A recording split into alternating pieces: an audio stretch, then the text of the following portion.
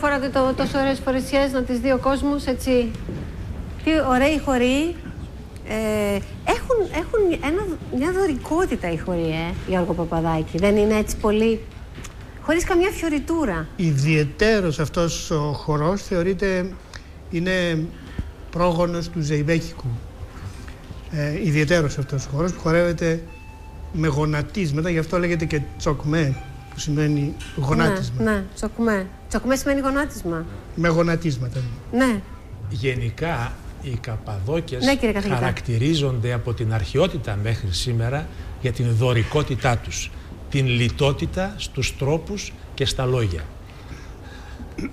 Μάλιστα. Επίσης, οι στολές που είπατε τώρα για τις στολές της Νέας Συνασσού είναι όλες αυθεντικές. Δεν είναι πιο σωστό να τις λέμε φορεσιές, φορεσιές, έχετε δίκιο.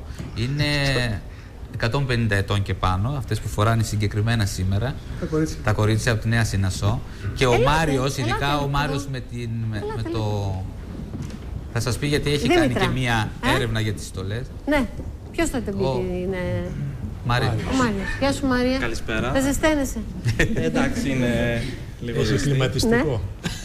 Οι φορεσιές της Νέας Συνασσού είναι τσόχινες και χρυσοκέντητες. Είναι οι ντολαμάδες λεγόμενοι. Είναι το κυρίως φόρεμα, το οποίο είναι το τσόχινο, και το μεταξωτό το ριγωτό, το οποίο λέγεται εντερί. Από μέσα?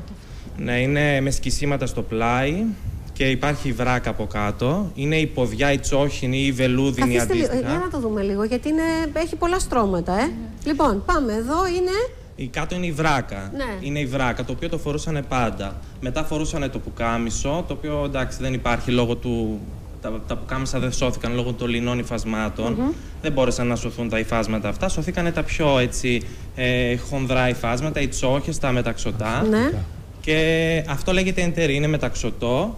Τα προμηθεύονταν είτε από τη μεγάλη αγορά της Προύσας που είχε τα μεταξωτά, ή από την Κωνσταντινούπολη, είτε και από τη Συρία. Είναι ολοσύρικα μεταξωτά. Ναι. Η ποδιά λέγεται πεσκύρι, είναι τσόχινη. Αυτή είναι από εκεί, συγκεκριμένα είναι από το χωριό Ανακού της Καπαδοκίας. Φορούσαν αυτή την ποδιά στη φορεσιά, την καλή? Ναι, τη φορούσαν. Υπήρχαν διαφόρων ειδών ποδιές και ανάλογα. Βελούδινη βλέπουμε εδώ. Ναι, βελούδινη, τσόχινη, υφασμάτινη και ανάλογα στις ηλικίες της γυναίκας. Και με κεντίδια, Αυτή είναι βελούδινη και λέγεται πεσκύρι, είναι χρυσοκέντητη. Πεσκύρι τώρα σημαίνει. Έχει φτάσει να σημαίνει αυτό που. Το πανί που έχουμε. Το πετσετάκι. Πετσέτα.